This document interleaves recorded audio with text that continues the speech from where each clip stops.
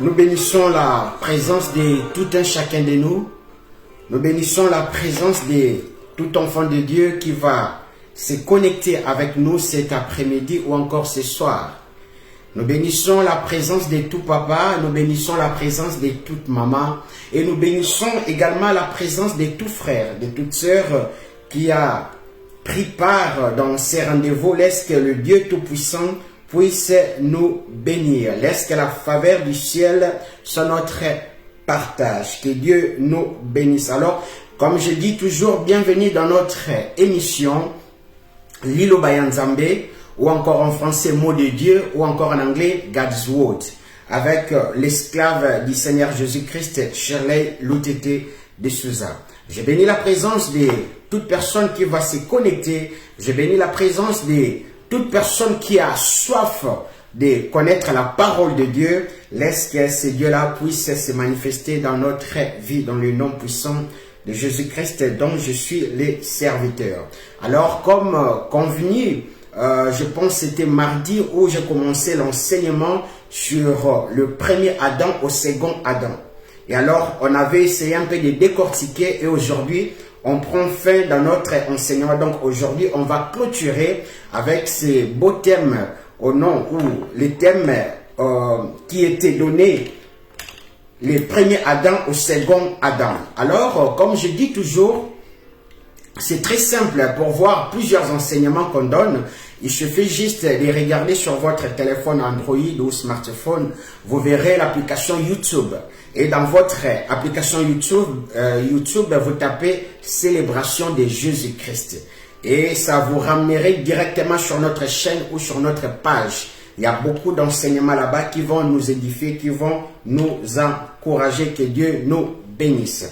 Je suis également sur TikTok, je suis également sur WhatsApp, je suis également sur Instagram avec des vidéos de moins de 3 minutes le long de la semaine. Alors, sans plus tarder, avant que je puisse entrer dans la seconde phase de cette émission, j'aimerais quand même faire une petite prière de 30 secondes et cette prière nous ramènera dans la présence de Dieu afin qu'on puisse comprendre ce que Dieu veut nous parler cet après-midi ou encore ce soir. Donc si vous me permettez, je peux prier 30 secondes. Que Dieu nous bénisse. Père, dans le nom puissant de Jésus-Christ dont je suis le serviteur, laisse que pendant que je vais donner cet enseignement, utilise-moi étant qu'un instrument, étant qu'un instrument où tu veux l'utiliser, Père. Laisse que les gens qui vont entendre aussi cet enseignement, que la compréhension de ta parole puisse s'ouvrir dans leur esprit, afin que leur âme puisse comprendre ta volonté. Père éternel, mûris notre foi par ta parole. Révèle-nous ton chemin dans le nom puissant de Jésus-Christ dont je suis le serviteur. Amen. Que Dieu nous bénisse. Alors sans plus tarder aujourd'hui, notre thème c'est du premier Adam au second Adam. Alors j'avais essayé un peu de donner le mardi, si je ne me trompe pas, le mardi ou le mercredi, j'avais essayé un peu de donner qui était le premier Adam et qui était le second Adam. Et on avait commencé par un texte de base. Donc on s'est servi de 1 Corinthiens 15, 45 à 50. Donc dans notre émission qu'on avait fait le mardi de cette semaine, les 1 Corinthiens 15, 45 à 50, ça nous a servi des textes de base. Et donc, on va aujourd'hui encore récupérer le même texte de base parce qu'on est en train de parler du second Adam. On est en train de parler du second Adam qui n'avait pas la même mission que le premier Adam. C'est ainsi, je dis toujours, avant que je puisse commenter, avant que je puisse entrer dans le vif du sujet, j'aimerais d'abord qu'on puisse lire, moi et vous plutôt, 1 Corinthiens 15, 45 dans la version Summer. Que Dieu nous bénisse. 1 Corinthiens 15, 45 à 50 dans la version Summer. Donc si vous avez une autre version, cela ne dérange pas. Laisse que mon Dieu puisse vous bénir. 1 Corinthiens 15, 45 à 50. Alors, c'est par rapport à ce texte où on va essayer encore de décortiquer pour comprendre la mission du second Adam et qui est le second Adam. Alors, je prends rapidement dans les Écritures, 1 Corinthiens 15, 45 à 50, la Bible dit, « L'Écriture ne déclare-t-elle pas, le premier homme, Adam, devint un être vivant, doué de la vie naturelle. Le dernier Adam est devenu, lui, un être qui, animé par l'Esprit, communique la vie. » Je continue 46e verset. « Mais ce qui vient en premier lieu, ce n'est pas ce qui appartient au règne de l'Esprit. C'est ce qui appartient à l'ordre naturel. C'est ce qui appartient au règne de l'Esprit ne vient qu'ensuite. Le premier homme formé de la poussière du sol appartient à la terre. Le second homme appartient, le second homme appartient au ciel. Or, tous ceux qui ont été formés de la poussière sont semblables à celui qui a été formé de poussière. De même aussi, ceux qui appartiennent au ciel sont semblables à celui qui appartient au ciel. Et comme nous avons porté l'image de l'homme formé de poussière, nous porterons aussi l'image de l'homme qui appartient au ciel. » Je continue. Ce que je dis, frères et sœurs, c'est que notre corps de chair et de sang ne peut accéder au royaume de Dieu. Ce qui est corruptible ne peut avoir part à l'incorruptibilité. Je m'arrête là.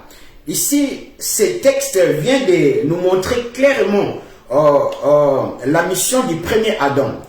Ici, le premier texte, c'est le même texte qu'on s'est servi la fois passée. C'est le même texte qui sera notre base d'aujourd'hui, 1 Corinthiens 15 à 40, 45 à 50. On nous dit que le premier Adam a été formé de la poussière. Mais le second Adam n'a pas été formé de la poussière parce que lui vient du ciel.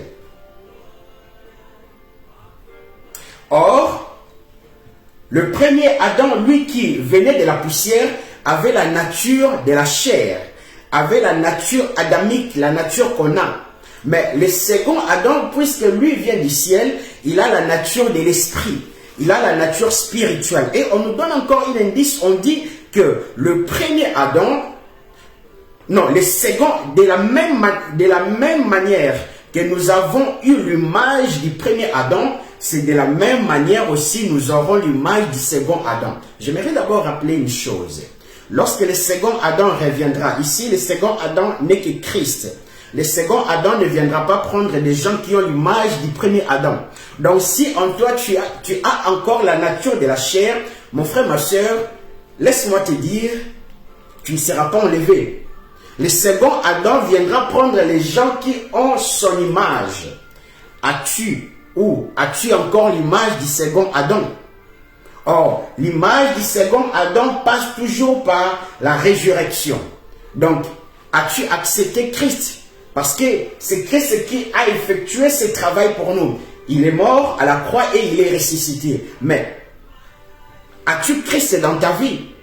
Parce que lorsque Christ ne viendra pas prendre les gens qui ont amené l'image du premier Adam, mais viendra prendre les gens qui ont amené l'image du second Adam. Que Dieu nous bénisse. Ce texte de base nous renvoie à beaucoup de choses. Est-ce que ce texte de base est en train de nous mentir? 1 Corinthiens 15, 45 à 50, lorsque l'apôtre Paul l'écrivait, l'apôtre Paul s'est basé sur quoi? Est-ce que ces textes nous ment-il lorsque l'apôtre Paul est en train de qualifier le premier Adam qui avait Ève à côté de lui, avait la nature de la chair? Comme lui-même dit dans les Écritures, il dit, l'Écriture ne déclare-t-elle pas, le premier Adam, le premier homme, Adam devint un être vivant, doué de la vie naturelle. Le dernier Adam est devenu, lui, un être qui, animé par l'Esprit, communique la vie. Maintenant, voyons voir ce que l'apôtre Paul est en train de dire. Essayons un peu de pénétrer maintenant dans l'enseignement d'aujourd'hui. Prenons Genèse 2.7. Genèse 2.7, que Dieu nous bénisse. Genèse 2.7, la Bible dit, L'Éternel Dieu façonna l'homme avec de la poussière du sol. Il lui insuffla dans les narines le souffle de vie. Et l'homme devint un être vivant. Ah, gloire à Dieu. Donc, par rapport à l'écriture où l'apôtre Paul est en train de dire dans 1 Corinthiens 15, 45 à 50, la Bible dit, lui-même est en train de déclarer, j'aimerais encore les relire, que Dieu nous bénisse. Je bénis la présence de tout un chacun de nous, laisse que Dieu puisse nous bénir. Alors, je suis toujours dans 1 Corinthiens 15, 45 à 50. La Bible dit, l'écriture ne déclare-t-elle pas, le premier homme devint un être vivant, doué de la vie. Ici, dans Genèse 2, 7, ce que je viens de lire confirme ce que je viens de dire. La Bible dit dans Genèse 2, 7, l'Éternel Dieu façonna l'homme avec de la poussière du sol. Il lui insuffla dans les narines les souffles de vie et l'homme devint un être vivant. Ah, donc on a compris que lorsque Dieu commençait à créer Adam, le premier Adam, Dieu avait créé l'homme, en accord avec 1 Corinthiens 15, 45 à 50. Mais lorsque l'apôtre Paul est en train de nous dire dans 1 Corinthiens 15, 45, il est en train de nous dire que le second Adam, à lui, il a une nature spirituelle différente de la nature adamique ou encore de la nature du premier Adam. Est-ce que l'apôtre Paul est en train de nous dire des choses vraies ou il est en train de se vanter? Et alors, j'aimerais quand même qu'on puisse prendre Matthieu 3, 16. Que Dieu nous bénisse. Ici, on est en train de voir du premier Adam au second Adam. On est en train de voir les tâches que Dieu avait données au premier Adam et au second Adam. On est en train de voir la mission différente du premier Adam au second Adam. Que Dieu nous bénisse. Matthieu 3, 16.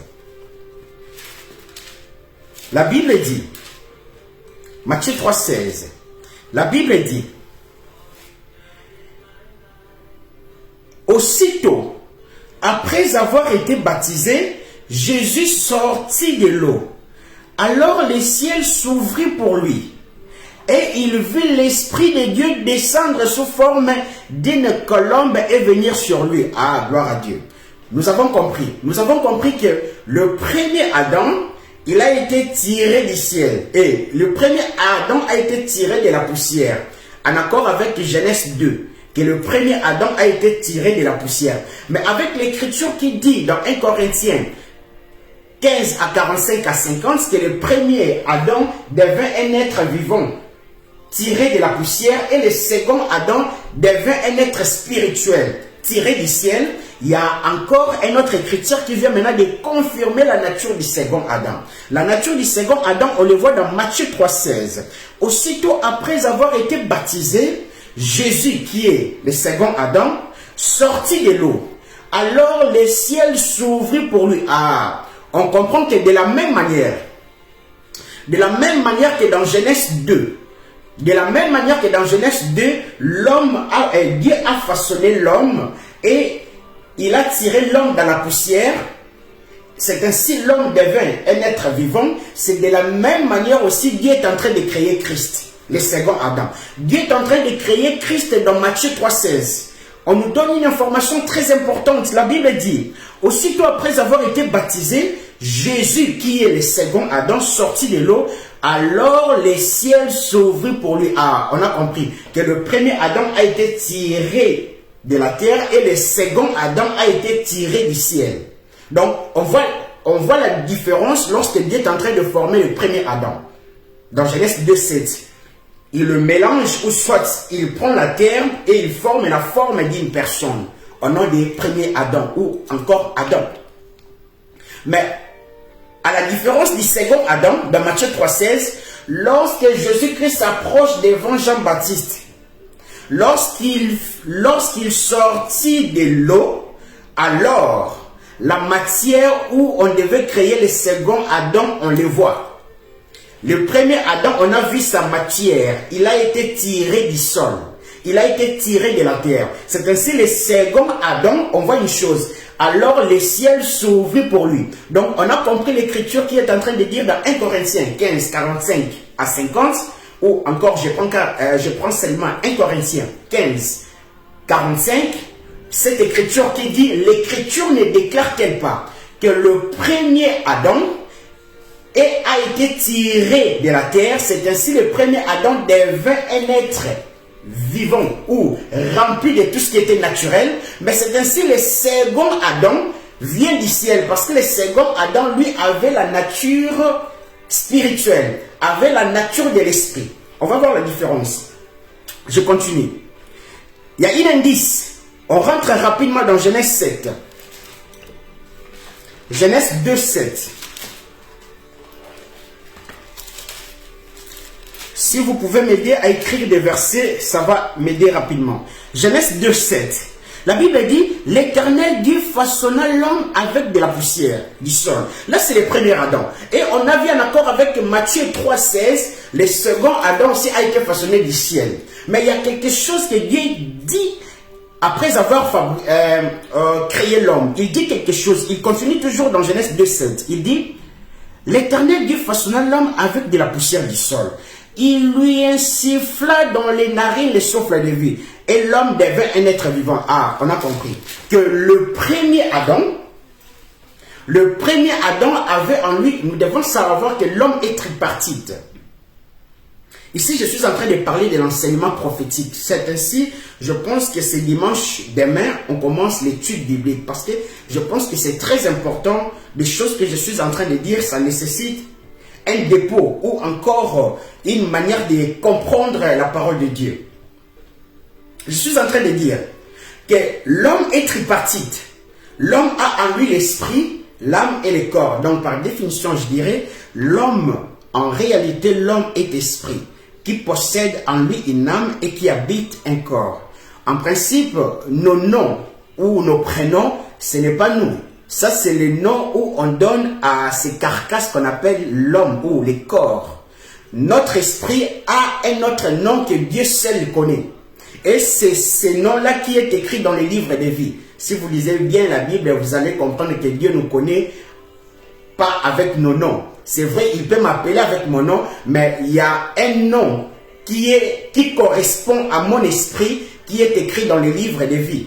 Amen. Donc les noms qu'on me donne Shirley, ce sont que mes parents qui ont voulu les donner. Au moins que, en accord avec certaines écritures qui disent, au moins que Dieu lui-même décide de donner un nom par rapport à cela. Parce que Dieu aussi peut envoyer un ange à la manière de Marie qui devait enfanter Jésus.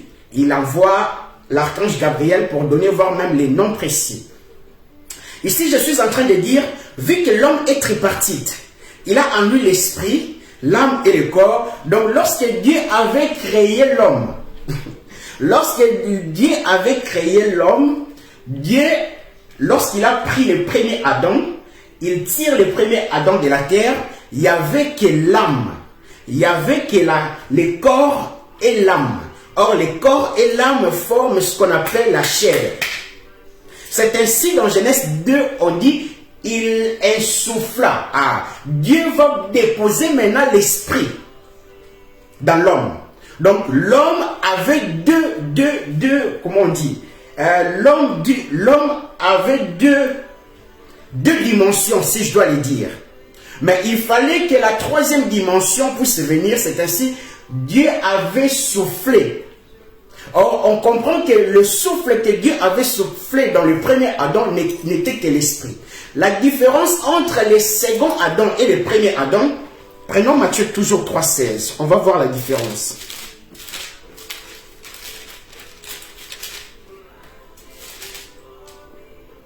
La Bible dit, aussitôt après avoir été baptisé, Jésus sortit de l'eau, alors le ciel s'ouvrit pour lui, et il vit l'Esprit de Dieu descendre sous la forme d'une colombe et venir sur lui. Ah, nous comprenons une chose différente.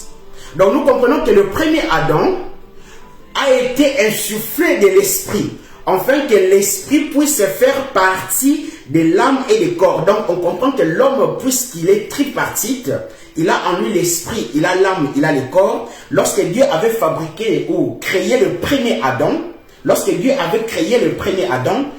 il lui manquait l'esprit. Il n'y avait que le corps et l'âme qui compose la chair. C'est ainsi, en accord avec Genèse 2, Dieu avait soufflé l'Esprit de Dieu afin que cette partie-là puisse créer l'Esprit. Afin que Dieu, à chaque fois où il viendra, où Dieu va vouloir dire quelque chose, qu'il ne manque pas une place pour s'asseoir dans la vie de l'homme. Maintenant, à la différence du second Adam, le premier Adam, on dépose en lui l'esprit. L'esprit qui va favoriser qu'à chaque fois où Dieu veut se manifester, que Dieu puisse venir dans l'esprit de l'homme, parce que Dieu est esprit. En accord avec Jean 4, Dieu est esprit. Il faut que ceux qui l'adorent aussi à l'esprit en vérité. Amen. Donc nous comprenons une chose, que le premier Adam, Dieu avait créé l'esprit afin qu'à chaque fois, et on va voir même la différence de Adam jusqu'au livre de Malachie, la manière dont le Saint-Esprit venait dans l'Ancien Testament ou encore dit dans les Tanakh. La manière dont le Saint-Esprit s'exprimait dans les Tanakh, à chaque fois il venait, il donne un message et puis le Saint-Esprit répare. Il vient pour une mission nécessaire ou urgente, il donne une mission et puis il répare. Mais à la différence du second Adam, dans le second Adam, Dieu n'avait pas soufflé le souffle de vie. Dieu lui-même est venu habiter dans l'esprit. Parce que dans le premier Adam, il avait créé déjà l'esprit. Nous avons compris cela. Je répète. Dans le premier Adam, lorsque Dieu avait créé le premier Adam, il y avait le corps et l'âme. Il fallait que Dieu puisse souffler. Dieu a soufflé l'esprit afin que l'homme soit tripartite. À chaque fois où Dieu va vouloir se manifester, qu'il vienne s'asseoir dans l'esprit de l'homme. Mais en accord avec Matthieu 3,16, vous pouvez m'aider à écrire des versets, ça m'aiderait, que Dieu vous bénisse. En accord avec Matthieu 3,16, lorsqu'on dit, aussitôt après avoir été baptisé, Jésus sortit de l'eau. Alors le ciel s'ouvrit pour lui. On comprend que le premier Adam a été tiré du sol, mais le second Adam a été tiré du ciel. Et le second Adam, il y a quelque chose qui se succède, qui s'est succédé aussi dans la vie du premier Adam. Dans la vie du premier Adam, lorsque Dieu avait créé Adam, il avait soufflé le souffle de vie pour créer l'esprit dans l'homme. C'est ainsi dans le second Adam, Dieu savait qu'il y avait déjà l'esprit de l'homme, l'habitation auquel où il pouvait venir s'asseoir. C'est ainsi Dieu lui-même vivait sous forme du Saint-Esprit. Nous comprenons la différence du premier Adam et du second Adam. Que Dieu nous bénisse. Prenons Genèse 1, 26 à 27. Donc ici, nous sommes en train de parler du premier Adam au second Adam. J'aimerais quand même faire un récap pour les gens qui viennent rapidement d'entrer. En accord avec 1 Corinthiens 15, 45 à 50, on est en train de dire que le premier Adam qui est l'image d'Adam dans l'histoire du Torah, ou encore les 5 livres Pentateuque, le premier livre de ces Torah ou encore Pentateuque, vous aurez les livres de Genèse. Et dans le livre de Genèse, on nous raconte sur la création. Et sur la création, on nous étale l'histoire d'Adam, que nous connaissons tous. Mais lorsque vous rentrez dans les épîtres aux Corinthiens, l'apôtre Paul est en train de nous décrire que le Adam que nous sommes en train de voir dans le livre de Genèse n'est que le premier Adam. Mais il y avait aussi le second Adam au nom de Christ, où on voit son histoire dans les 4 évangiles, ou encore 3 évangiles dits synoptiques, plus l'évangile de Jean. Et on est en train de voir la différence entre le premier Adam et le second Adam. En accord avec 1 Corinthiens 15, 45, cette portion de l'écriture nous étale de vérité. Il nous dit que le premier Adam dont parle le livre de Genèse, lui avait en lui la nature de la chair, ou encore la nature de la vie physique normale. Mais le second Adam, Christ, lui avait la nature du ciel. Et il nous donne encore une autre information, il nous dit que de la même manière que nous avons été tirés de cet Adam, lorsque Dieu avait créé le ciel et la terre, il a créé l'homme, de la même manière que nous avons été tirés de cet Adam, c'est de la même manière aussi, nous avons déjà l'image du second Adam. Or, le premier Adam a que la nature de la chair. Donc, puisque Dieu avait créé le premier Adam, c'est ainsi j'ai aussi ses corps, c'est ainsi je vous vois aussi. Mais le second Adam, lui, est esprit. Parce que lui a la nature de l'esprit. Donc cela veut dire, j'ai en moi aussi la nature de l'esprit. Et par conclusion, j'avais dit que lorsque Christ viendra, Christ ne viendra pas prendre toute personne qui a en lui la nature adamique du premier Adam. Christ viendra prendre des gens qui sont à son image. Donc des gens qui ont amené la nature du second Adam. C'est ainsi, j'avais posé la question. As-tu encore la nature du second Adam qui est Christ? C'était juste un récap d'une manière superficielle. Prenons Genèse 1, 26 à 27. Genèse 1, 26 à 27. La Bible dit, « Puis Dieu dit, faisons les hommes, de sorte qu'ils soient notre image, qu'ils nous ressemblent, qu'ils dominent sur les poissons de la mer, sur les oiseaux du ciel, sur les bestiaux, sur toute la terre et sur tous les reptiles et les insectes. » 27e verset. Dieu créa les hommes de sorte qu'ils ne soient son image. Oui, il les créa de sorte qu'ils soient l'image de Dieu. Il les créa l'homme et la femme. Souvenons-nous, on vient déjà de voir la manière dont le premier Adam a été tiré, dit dans Genèse 2,7, que Dieu l'a créé. On a vu aussi l'image du second Adam, comment il a été tiré dans Matthieu 3,16. La Bible nous dit que lorsque Jésus-Christ fut sorti de l'eau, il y a le ciel s'ouvrit. De la même manière que Dieu avait commencé à créer la terre pour prendre la forme de l'homme, c'est de la même manière aussi Jésus-Christ. Dans Matthieu 3,16, il sort de l'eau du Jourdain. C'est ainsi Dieu spirituellement, on nous donne les symboles du ciel. Donc cela veut dire Dieu commence à créer ce Christ qui vient avec une nature céleste. Parce que Christ n'a pas la nature terrestre. Au contraire, Christ a la nature céleste. C'est Adam, le premier Adam, qui a la nature terrestre. On est en train de voir comment l'homme a été créé et comment le second Adam a été créé. On a vu aussi la différence entre le premier Adam que Dieu avait mis le souffle de vie en lui pour créer son esprit, et on a vu dans le second Adam, au lieu que Dieu puisse mettre le souffle de vie, Dieu lui-même vint s'asseoir dans le second Adam. Matthieu 3,16, que le ciel s'ouvrit et l'Esprit de Dieu descend sous forme d'une colombe. Parce que dans le premier Adam, il y avait déjà l'Esprit dans l'homme. Il y avait déjà une habitation que Dieu pouvait habiter. C'est ainsi Dieu maintenant accomplit cela dans Matthieu 3,16. Il accomplit cela avec le second Adam. Lui-même vint habiter dans Christ, qui est différente à la nature du premier Adam. Dans la nature du premier Adam, Dieu n'était pas où? Dieu, au lieu de venir habiter dans le premier Adam, Dieu n'avait pas habité dans le premier Adam. Il avait mis seulement l'Esprit. Parce que l'Ancien Testament rend témoignage du Nouveau Testament. Parce que l'Ancien Testament n'est que l'ombre, ou encore Tanakh, ou encore Torah, n'est que l'ombre. Donc cela veut dire que Dieu avait déjà préparé l'Esprit lorsque la perfection viendra au nom de Jésus-Christ. C'est ainsi Dieu lui-même viendra s'asseoir. Que Dieu nous bénisse. Si vous êtes là, vous pouvez m'aider à écrire des versets. Que Dieu vous bénisse. Prenons Genèse 1, 26 à 27. Je viens de nous lire. Ici, c'est Dieu qui est en train de rendre témoignage. Donc, après avant de créer l'homme, Dieu est en train de dire, créons l'homme à notre image, afin qu'il puisse dominer, afin qu'il puisse prendre possession, surtout, etc. Mais, vu que l'Ancien Testament, vu que le premier Adam rendait que le témoignage du second Adam, ces versets nous renvoient rapidement dans Matthieu 3,17. Que Dieu nous bénisse. Matthieu 3,17. La Bible dit, une voix venant du ciel déclare, celui-ci est mon fils bien-aimé, celui qui fait toute ma joie. J'aimerais quand même les traduire dans plusieurs versions.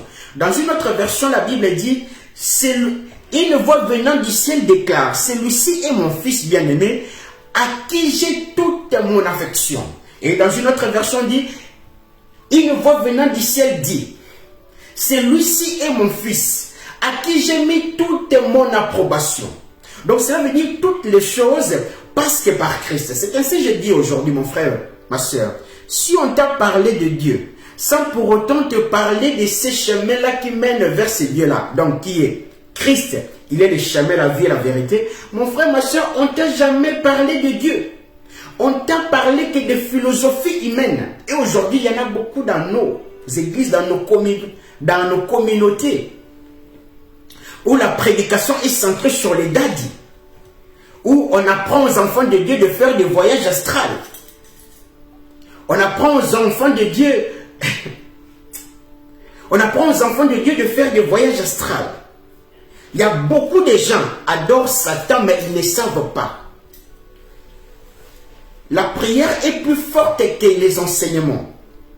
Donc, quelqu'un qui n'est pas enseigné, sa prière n'est rien. Et aujourd'hui, on a des gens comme ça. On a des gens qui ne sont pas enseignés, qui ne connaissent pas la vérité, mais ils prient beaucoup. Mon frère, ma soeur, lorsque tu n'as pas l'enseignement, tu commences à prier, sache-le, c'est le moment propice où Satan est calme et à l'aise, parce qu'il sait qu'un ignorant est en train de prier. Et lorsqu'aujourd'hui tu sillonnes nos églises, c'est ce que tu vois. Les gens pensent que pour bloquer la prière des gens, tu as besoin d'être un sorcier ou un grand magicien. Non. Tu leur donnes un mauvais enseignement. Parce que tu dois savoir que ta prière doit avoir seulement un sens lorsqu'il trouve une base qui est l'enseignement. L'enseignement ici, comprenez, qui peut être la parole de Dieu. Donc cela veut dire que ta prière doit être fondée sur la parole de Dieu. Maintenant, Dieu ne mange pas n'importe quoi. La nature ne nous enseigne-t-elle pas?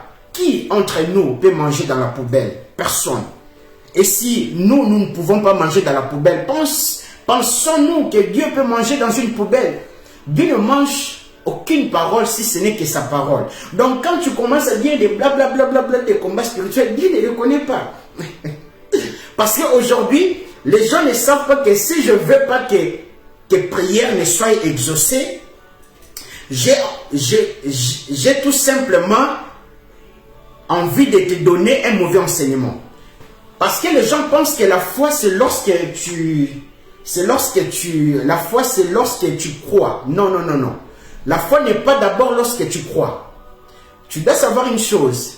Hébreux 11, dit, or la foi est une ferme assurance des choses qu'on espère et une démonstration de celles qu'on ne voit pas. Mais la foi a des principes. Cette phrase-là, le verset-là commence par or. Ça nous donne une seconde idée et conclusion. Mais la première idée est quelque part. La Bible commence par or, la foi. Donc cela veut dire, la première idée est que la foi vient de ce qu'on entend. Et de ce qu'on entend doit être centré sur la parole de Dieu. Je nous pose la question.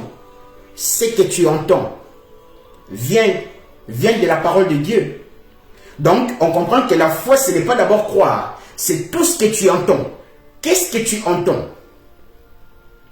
Que Dieu nous bénisse. Et aujourd'hui, pour dérober la prière de beaucoup des enfants de Dieu, on leur donne des mauvais enseignements. Des enseignements sur les liens. Qui est ce Jésus-Christ qui t'a libéré et tu es encore dans des liens? Des demi-Jésus-Christ. Qui est ce... aujourd'hui, on parle des chrétiens, des papas, des mamans qui sont vieux, âgés. Ils partent construire des hôtels. Mon frère, ma soeur, tu es dans l'Ancien Testament. L'autel, pour nous, c'est la croix. Il faut avoir la révélation de l'autel. Le sacrificateur lui-même, Dieu, le sacrifice, c'est le Fils. L'autel, c'est la croix. Et c'est le seul autel qui fait demeurer la présence de Dieu jusqu'aujourd'hui sur la terre. Aujourd'hui, par manque de connaissances, vous verrez beaucoup des enfants de Dieu, des mamans, partent créer des hôtels et construire des hôtels. C'est des enseignements aberrants. Que Dieu nous bénisse. On est en train de voir les témoignages que Dieu est en train de donner au premier Adam, Genèse 26 à 27, que faisons l'homme à notre image. Mais il n'a pas donné ce témoignage à Christ. À Christ, il dit que toutes choses, si vous voulez me voir, j'interprète ces versets en accord avec Matthieu 3, 17. Dieu dit, si tu veux me voir, tu dois passer impérativement par Christ. Tu dois passer impérativement par celui qui est le chemin, la vie et la vérité. Matthieu 3, 17. Voici une voix qui vient du ciel. Il dit, celui-ci est mon fils bien-aimé. C'est lui qui fait toute ma joie. C'est lui qui a toute mon affection. C'est lui en qui j'ai mis toute mon approbation. Aujourd'hui, juste pour les succès, les gens veulent entrer dans des choses bizarres. Combien de fois les francs-maçons sont venus me proposer d'intégrer leurs trucs, d'intégrer leurs choses?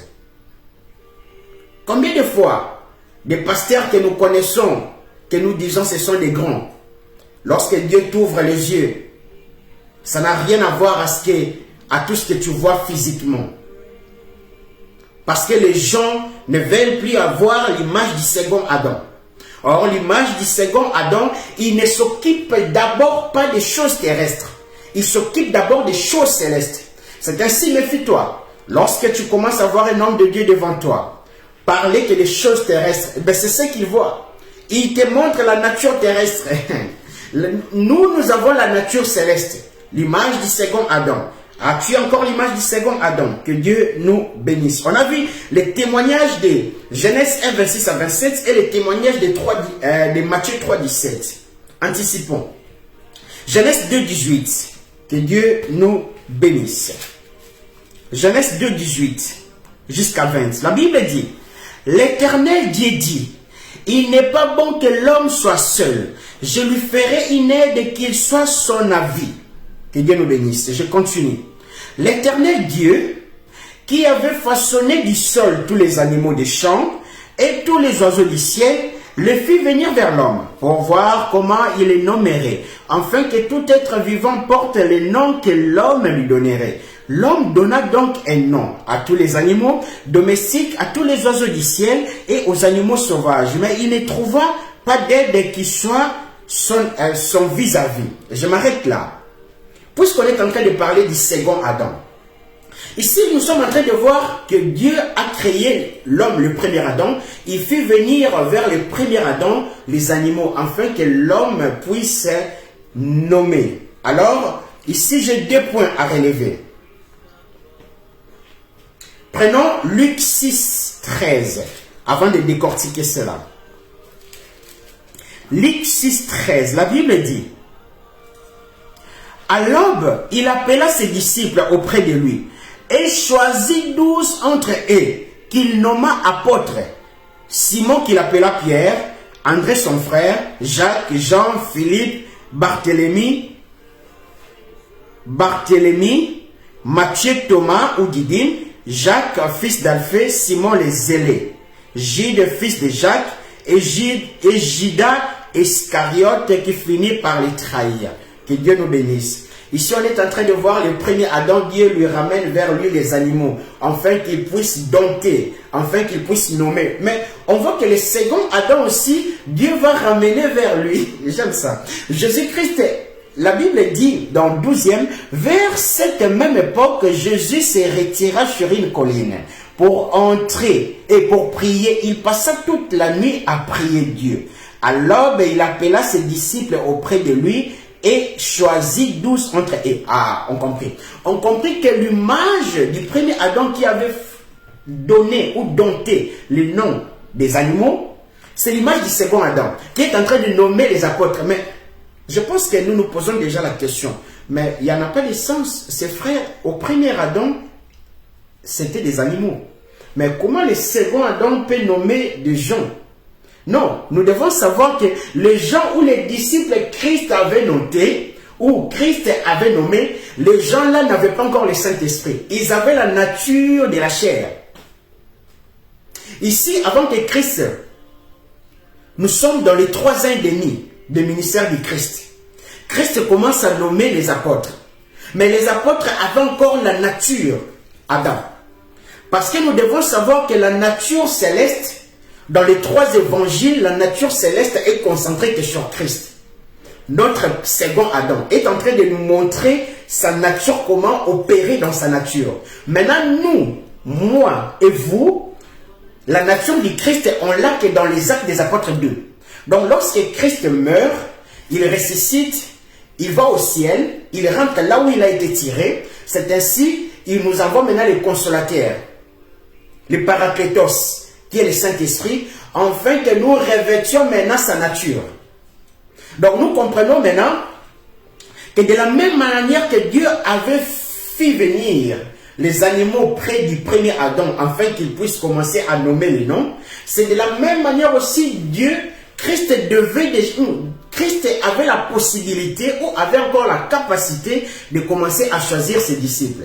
Mais Christ n'avait pas la capacité sans lui-même, parce que Christ a été envoyé par son Père. Donc, il devait prier toute la nuit. Lorsqu'il prie, son Père envoie maintenant. Son Père fit appeler les 12 disciples qui devaient travailler d'une manière proche avec Christ. Nous devons savoir que Christ avait aussi un cercle de 70. Christ avait aussi dans les cercles des 12, il avait un cercle de 3, voire même un cercle de 1 avec les gens, les disciples qui étaient aimés de Jésus-Christ. Donc nous comprenons que Jésus-Christ commence maintenant à appeler. Donc Matthieu 6, 13, la Bible dit, à l'aube il appela ses disciples auprès de lui et choisit 12 entre eux, qu'il nomma apôtres, Simon, etc. Donc le premier Adam nomma la nature, il nomma les noms aux animaux. Et le second Adam, il nomma aux hommes, mais qui avaient encore la nature animale. Que Dieu nous bénisse. Maintenant, nous allons remarquer dans Genèse 2, 18 à 20, c'est ce que je viens de lire, après avoir que l'homme a nommé, Dieu a constaté que l'homme était triste, parce que l'homme avait nommé chaque animal avec sa femelle. Donc, chaque mâle avec sa femelle. Chaque mâle avec sa femelle. Chaque mâle avec sa femelle. Mais autour de lui-même, Dieu avait constaté que le premier Adam n'avait pas l'aide semblable. C'est ainsi, Dieu a dit, j'aimerais quand même le prendre, le relire encore, que Dieu nous bénisse. Genèse 2, 18 à 20. C'est ainsi Dieu, écoutez, l'Éternel Dieu qui avait... Non, 20.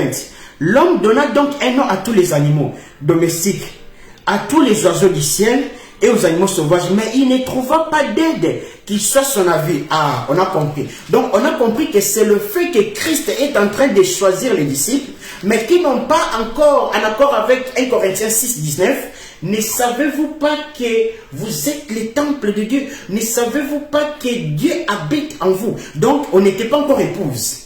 Donc, on comprend que lorsque Christ est en train de choisir les disciples, Christ n'avait pas encore l'épouse. Christ n'avait pas encore l'église. Parce que le Saint-Esprit n'était pas encore venu sur tout le monde. Le Saint-Esprit était que sur l'époux. Il fallait que l'époux maintenant puisse mourir, afin que dans les Actes des Apôtres, Dieu, l'époux puisse envoyer les consolateurs ou les Saint-Esprit sur l'épouse. Nous avons compris cela. C'est ainsi, lorsque Christ a nommé les noms des 12 apôtres, spirituellement, en accord avec Genèse 2, 18 à 20, le second Adam n'a pas trouvé aussi une aide semblable pour lui. C'est ainsi, on voit dans Genèse 2, 19, j'aimerais quand même qu'on puisse le lire. Que Dieu nous bénisse. Genèse 2, 19.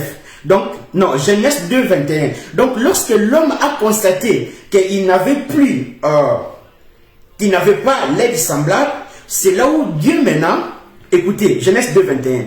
Alors l'Éternel Dieu plongea l'homme dans un profond sommeil pendant que celui-ci dormait. Il prit une de ses côtes et les referma la chair à la place. Ah, on a compris. Donc, le fait que l'homme n'avait pas l'aide semblable, ça nous renvoie à Christ qui a choisi les disciples, mais ces disciples n'étaient pas habités par le Saint-Esprit. Afin que ces disciples-là puissent être les corps, afin que les disciples-là puissent être l'Église qui est l'épouse de Christ. C'est ainsi, Dieu aussi va plonger Christ dans un profond sommeil. Or, le profond sommeil que Dieu plongea Christ, c'est la croix.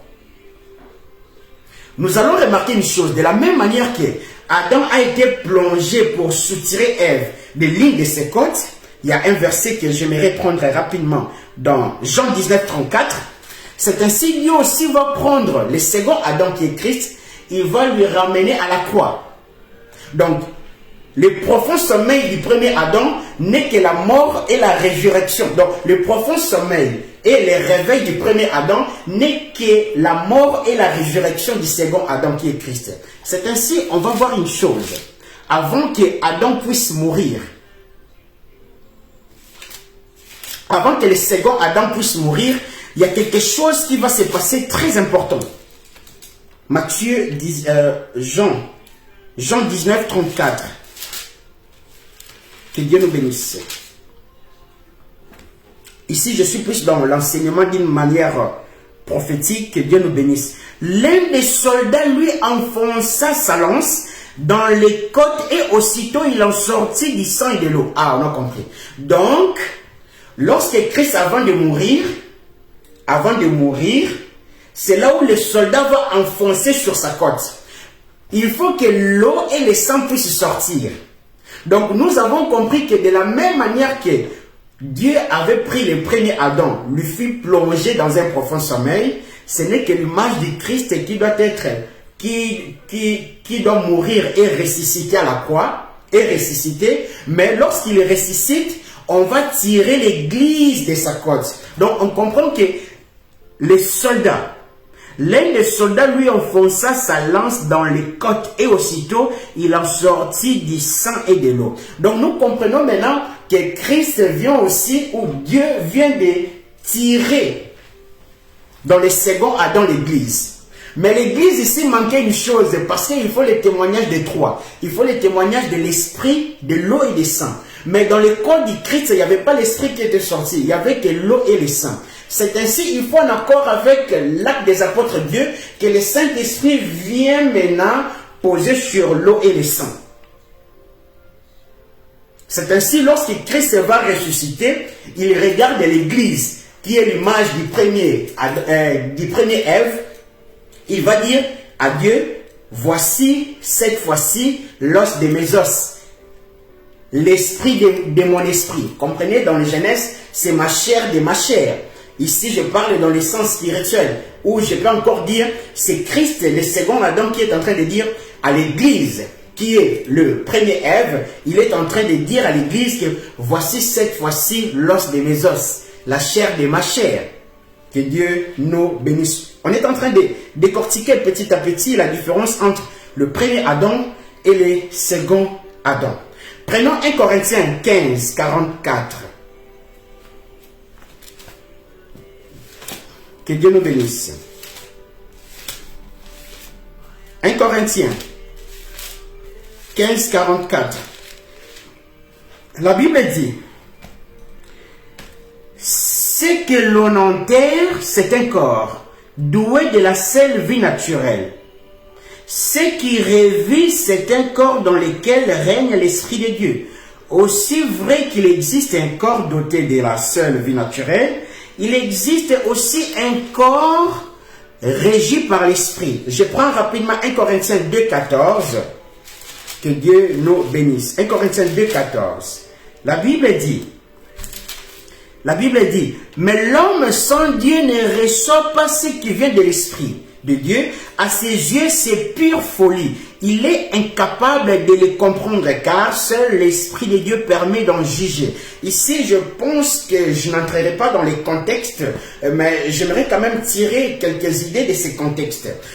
Nous devons savoir, ici, on est en train de parler de l'homme charnel ne reçoit pas les choses de l'Esprit. Donc nous comprenons que lorsque Jésus-Christ avait choisi les 12 disciples, les 12 disciples n'avaient pas encore l'Esprit de Dieu.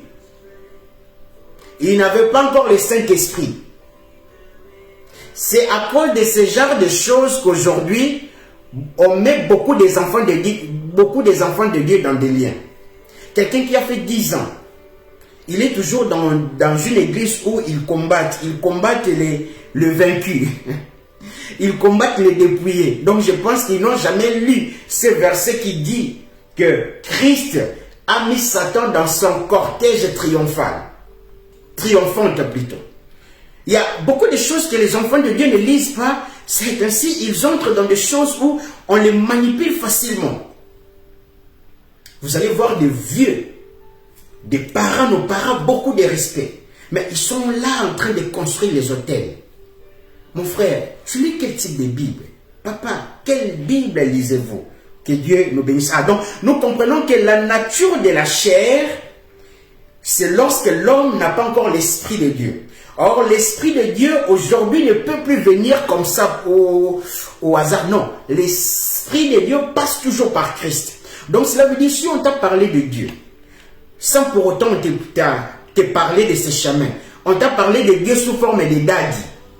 On t'a parlé de Dieu et tu vois Dieu, et puis tu vois ton pasteur. Tu vois jamais Christ. On t'a jamais parlé de Dieu.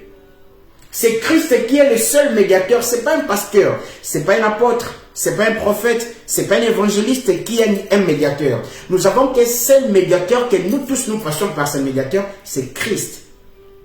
Que Dieu nous bénisse. Je bénis la présence de tout un chacun de nous. Donc, on a vu la différence. On a vu la différence entre le premier Adam et le second Adam. Maintenant, voyons voir au niveau de la mission. Prenons Genèse 3, 1, 3. Genèse 3, 1, 3. La Bible dit, le serpent était le plus astucieux de tous les animaux des champs que l'Éternel Dieu avait fait. Il demanda à la femme, vraiment Dieu vous a dit, vous n'avez pas le droit de manger du fruit de tous les arbres du jardin.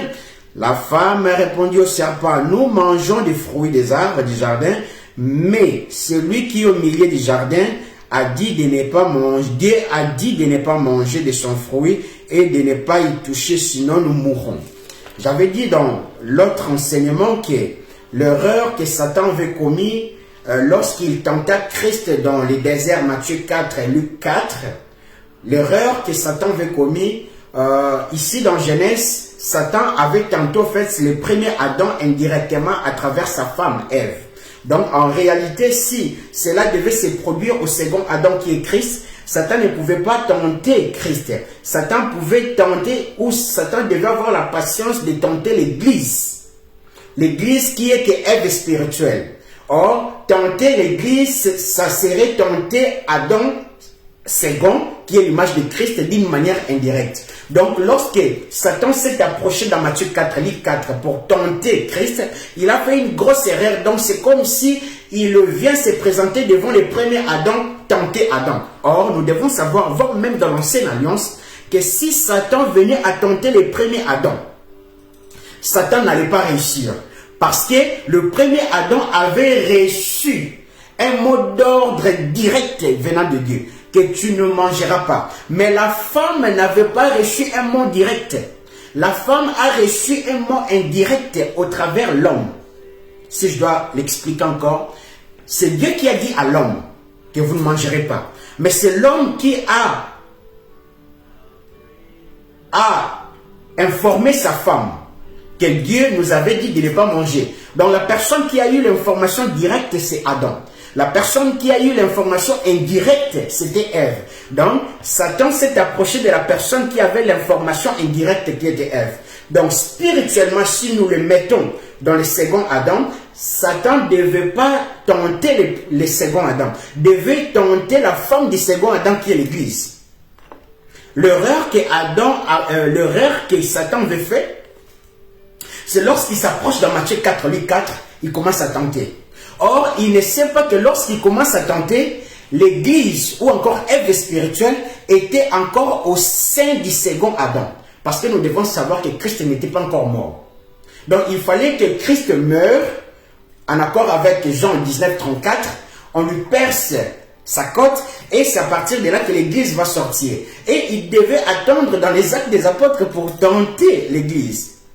Mais lui a précipité, il a tenté la femme au sein de son mari. Donc, il a tenté l'Église au sein de Christ. C'est ainsi aujourd'hui. En accord avec une portion de l'Écriture qui dit, Christ a été tenté de toute manière. C'est ainsi, il est là à chaque fois où nous sommes tentés, il est prêt à nous secourir. Pourquoi? Lui, lorsqu'il a gagné, nous étions au sein de Christ pour gagner aussi Satan. Que Dieu nous bénisse. Mon frère, ma soeur, si on te parle des diables, les diables, tu risques de commencer aussi à rêver diable. On doit te parler de Jésus-Christ. Que Dieu nous bénisse. Donc nous comprenons que Genèse 3 et 3, l'erreur que l'ennemi avait fait dans Matthieu 4 et Luc 4. Il n'a pas eu la patience d'attendre que Christ termine sa mission. Or, c'était aussi impossible. Il devait seulement attendre. Donc, nous comprenons que même l'ennemi, lui aussi, c'est un pion. C'est un pion de Dieu. C'est un serviteur de Dieu, mais qui ne sera pas sauvé. C'est un pion de Dieu qui n'est pas favori. Je bénis votre présence parce que vous êtes des serviteurs ou des pions favoris, où Dieu peut mettre de son côté. Que Dieu nous bénisse. Genèse 3 et 3. L'ennemi va s'incarner dans un animal. Nous devons savoir que le mot serpent, en accord avec Genèse 2, 18 à 20, c'est l'homme qui l'a donné. C'est l'homme qui dompta. C'est l'homme qui dompta. Donc le fait que l'homme a commencé à dompter, il prenait la supériorité. C'est ainsi, le diable va s'incarner au serpent pour venir tenter la femme. Et ce verset nous renvoie rapidement dans Luc 22, 4. Et nous sommes presque à la fin, que Dieu nous bénisse. Luc 22, 4. La Bible dit: Judas alla trouver les chefs des prêtres et les officiers de la garde du temple pour s'entendre avec eux sur la manière dont il leur livrerait Jésus.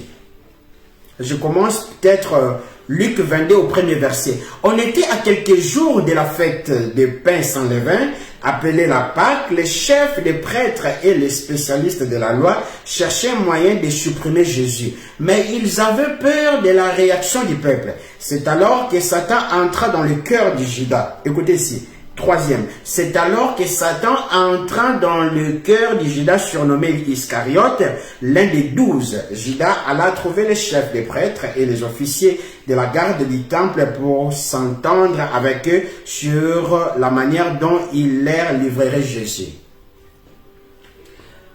La première mission, on voit que Satan s'approche, entre dans les serpents pour effectuer sa mission, pour détruire la destinée du premier Adam. Et il réussit. J'ai dit que pour le second Adam, Satan n'avait pas le choix. Donc tu pars à gauche, on te frappe. Et tu pars à droite, on te frappe. Donc si Satan devait attendre que Christ, étant que second Adam, puisse engendrer l'église dans les actes des apôtres 2, c'est le Saint-Esprit qui vient. Donc, à nouveau, il n'aurait pas une chance. Donc, la seule chose qui lui restait seulement de tenter. Mais lorsqu'il tentait, comme je viens de dire, l'église était au sein du second Adam. L'église était au sein du Christ. Donc, c'était déjà un combat perdu. Donc, pendant que Christ gagnait, nous aussi, l'église, nous gagnons. Maintenant, nous devons savoir une chose. De la même manière que le diable est entré dans les serpents pour exercer une mission, pour détruire la mission du premier Adam, c'est là aussi nous renvoie dans Luc 22, premier jusqu'au 4e. Satan va choisir Judas. Ici nous comprenons Judas. Souvenons-nous, j'avais dit dans Luc 6, 13, j'avais dit dans 1 Corinthiens 15, 46, 1 Corinthiens 2, 14, nous devons savoir qu'ici, en accord avec Genèse 2, 18, 20, que Judas avait encore la nature de la chair. Donc c'est de la même manière que Judas ici représente l'église. Mais il représente l'église qui n'est pas spirituelle. Il représente l'église qui est charnelle. Amen. Donc, Satan va venir à Ève. Ici, Ève est juste Judas. Nous comprenons ça. J'avais dit dans Genèse 2, 18 à 20, Dieu fit venir les animaux afin que l'homme, le premier Adam, puisse les nommer. En accord avec Luc 6, 13, Jésus-Christ a prié, Dieu fit venir les disciples afin que Jésus-Christ puisse, le second Adam, puisse commencer à nommer les noms des disciples. Mais lorsque Jésus-Christ a vu que parmi ces 12, il n'y avait pas sa femme qui était l'église, parce que les 12 là n'étaient pas encore une église. Ils sont devenus l'église dans les Actes des Apôtres 2, lorsque le Saint-Esprit est venu. C'est ainsi Dieu va faire endormir les premiers Adam pour soutirer l'église, Ève. C'est ainsi qu'il va prendre aussi le second Adam qui est Christ, lui ramener à la croix, lui faire mourir, les ressusciter, afin qu'on puisse tirer l'église. Amen. Maintenant, on est en train de remarquer une chose ici. Que parce que Christ avait vu que dans ses disciples, ils avaient encore la nature de la chair. Souvenons-nous, il a fallu 3 ans et demi à Christ pour former ses disciples. C'est dans les 3 ans et demi, dans les Actes des Apôtres, après 3 ans et demi, c'est là où ils vont revêtir la nature de Christ, la nature de l'Esprit. C'est là où ils vont devenir maintenant l'Église. Donc nous comprenons que de la même manière qu'Adam s'est approché à Ève pour atteindre le second et pour atteindre le premier Adam, c'est de la même manière aussi les diables, sous forme de serpents spirituels, cette fois-ci, s'approchent du Judas, qui est Ève, pour séduire le second Adam. Or, il ne savait pas que, il avait oublié une chose, que l'église n'était pas encore tirée, que Ève, qui était représentée cette fois-ci par Judas, n'était que Ève physique, n'était pas Ève spirituelle. L'église là n'était pas encore l'église spirituelle. Et on voit une chose, une différence de mission, que le premier Adam va perdre, mais le second Adam va accomplir la gloire de Dieu. Comment? Pendant que le diable pensait à entrer en Judas, il y a quelque chose que le diable avait oublié. L'esprit qui lui poussait à entrer en Judas n'était pas diable, il était lui-même Dieu. J'aimerais nous dire une chose. Lorsque vous lisez l'Apocalypse, vous verrez à chaque fois où on dit on lui fit donner, et il lui fit donner un pouvoir, même au diable, il lui fit donner. Mais il l'a c'est qui donne des pouvoirs. Donc nous comprenons que Satan est entré en Judas, mais l'esprit qui lui a poussé d'entrer en Judas n'était que Dieu. Donc nous comprenons que même lui aussi, Satan n'est qu'un pion, mais qui n'est pas favori de Dieu. Je bénis vos présences parce que vous êtes des favoris de Dieu. Et l'ennemi pensait que Judas, en trahissant Christ et sa mission serait finie. Or, il ne savait pas. C'est ainsi, mon frère, ma soeur. J'ai appris quelque chose. Quand j'étais encore un bébé spirituel, les gens qui me faisaient du mal, parfois je le mettais dans ma prière. Mais c'est ainsi que j'ai compris. Il y a certains chemins où impérativement tu dois passer par les hommes faux ou les hommes méchants. Ils font partie de ta mission. Judas faisait partie de la mission du Christ. Satan lui-même était un pion majeur de la mission du Christ sans le savoir. Ça, j'aime Dieu. Je l'adore. Je répète. Le diable était un pion majeur pour la mission du Christ. Ses acolytes tels que Judas étaient aussi un pion très très majeur pour la mission du Christ. Tout cela croyait qu'il devait ou qu'il aurait la puissance d'arrêter la mission du Christ.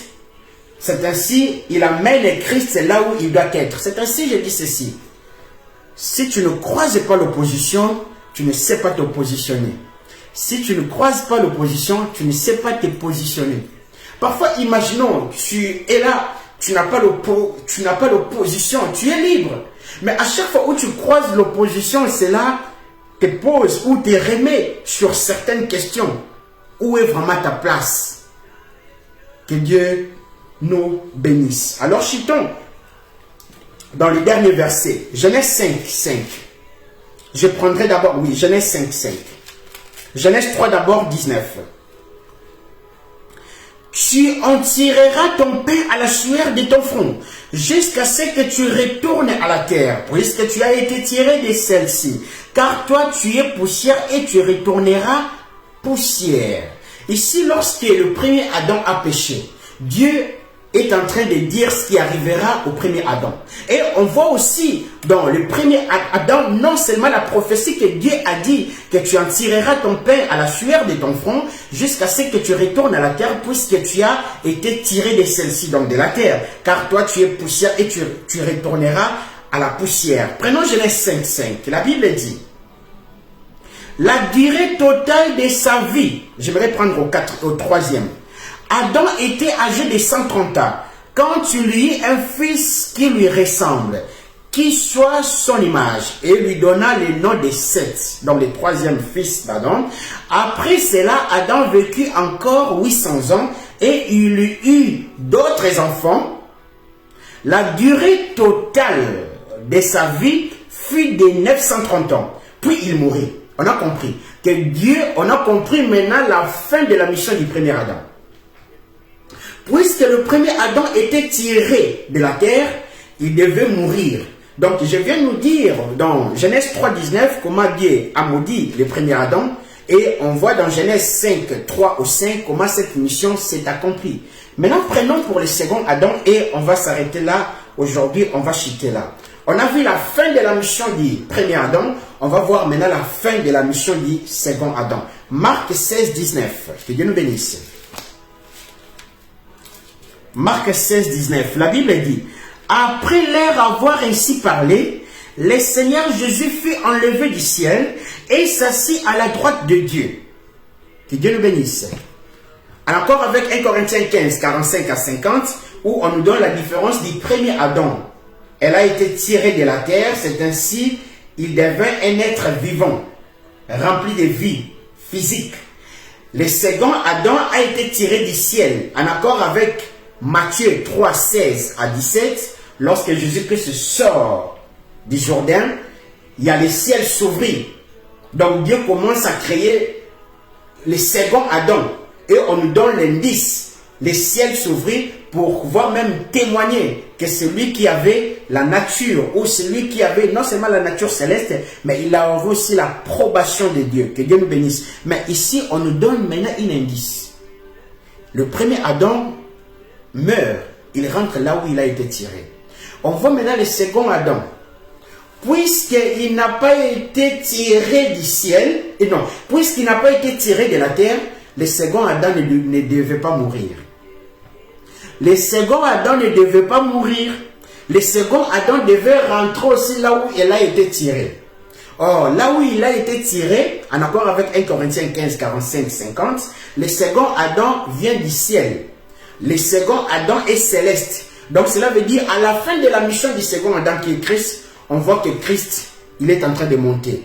En accord avec Matthieu, Marc, Luc, Jean, les 4 évangiles en parlent que Jésus-Christ fut enlevé du ciel. Et on voit aussi la différence parce que il ne venait pas de la terre.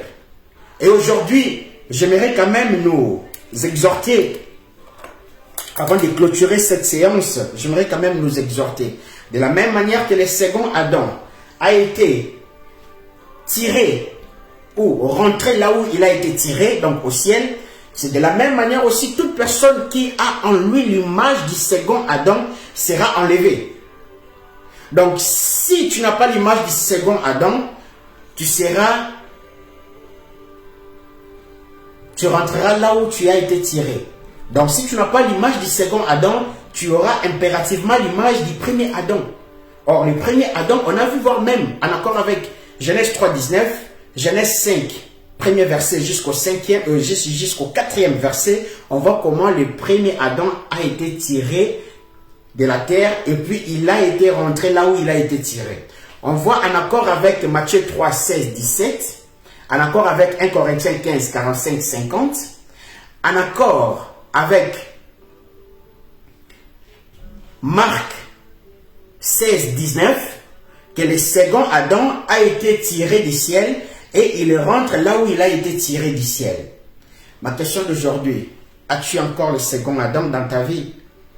Nous sommes dans un monde où lorsque tu veux être droit, voire même à respecter les choses sur la terre, les gens te prennent pour un fou. Nous sommes dans un monde où le mal commence à prendre la forme normale. Ou quand tu fais des choses mauvaises, on te prend pour un héros. Lorsque tu exerces des choses négatives, on te prend pour un héros. Mais lorsqu'on te regarde, tu veux plaire à Dieu, c'est là où le monde